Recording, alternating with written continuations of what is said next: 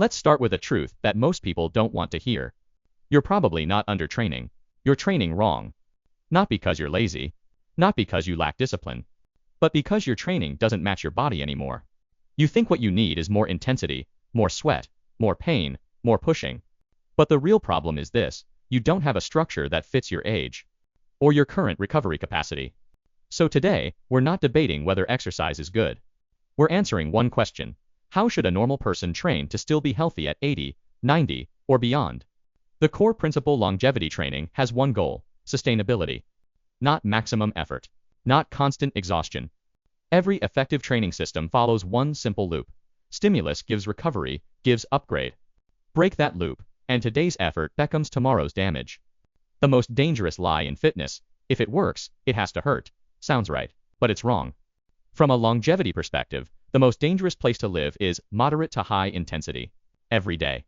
Why? Low intensity gives you recover fully. Very high intensity gives you can't sustain it daily. But moderate high intensity? It tricks you.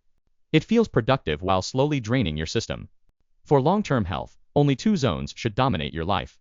1. Most of the time, low to moderate. You can talk. Your breathing is controlled.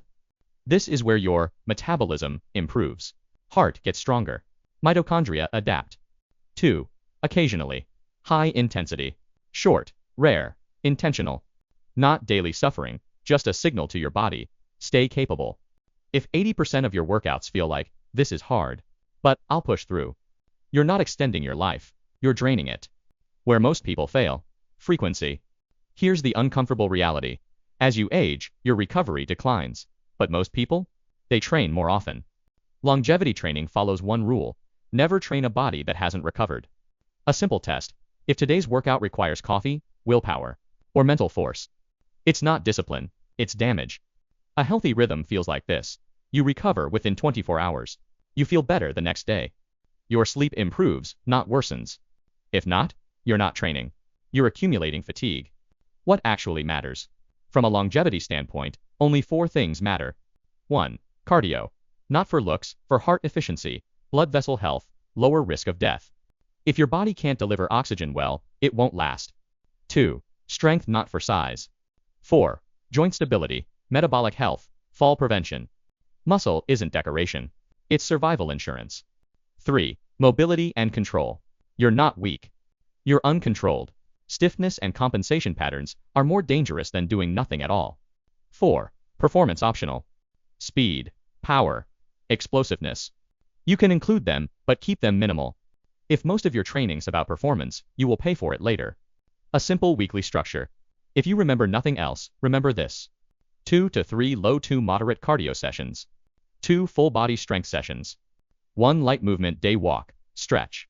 1 to 2 real recovery days. No daily exhaustion. No training to destruction. You're not a professional athlete. You don't trade your body for performance. One rule that changes everything: you're allowed to be tired. Just not all the time. Short-term fatigue equals adaptation. Chronic fatigue equals aging. The only standard that matters. There's only one real test: does your training make life easier, over time, more harder? The best training is not what makes you toughest today. It's what allows you, at 80, at 90, to still walk freely, think clearly, live independently, enjoy your life. Because if your training builds discipline now, but fragility later, that's not health. That's early depletion.